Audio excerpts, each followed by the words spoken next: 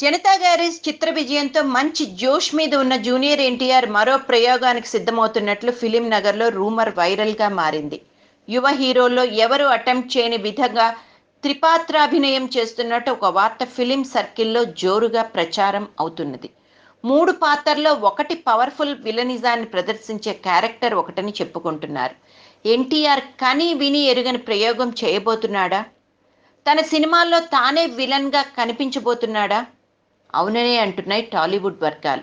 ఎన్టీఆర్ కథానాయకుడిగా బాబీ దర్శకత్వంలో ఓ చిత్రం రూపుదిద్దుకుంటున్న సంగతి తెలిసిందే.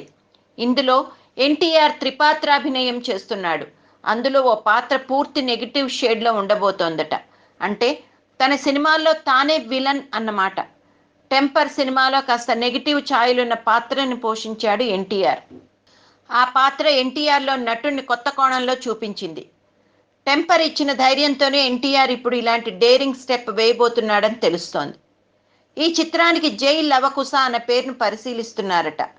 జై, లవ, కుశ అనే ముగ్గురు అన్నదమ్ముల మధ్య జరిగే కథ ఇది. మరి విలన్గా ఈ ముగ్గురులో ఎవరు కనిపించనున్నారో తెలియాల్సి ఉంది. ఫిబ్రవరి 11న ఈ సినిమా షూటింగ్ ప్రారంభం కానుంది. ఇందులో ముగ్గురు కథానాయకులు ఉంటారు. వారెవరన్నది త్వరలో తెలుస్తుంది. సంగీత దర్శకుడుగా దేవిశ్రీ ప్రసాద్కి బాధ్యతలు అప్పగించినట్లు సమాచారం.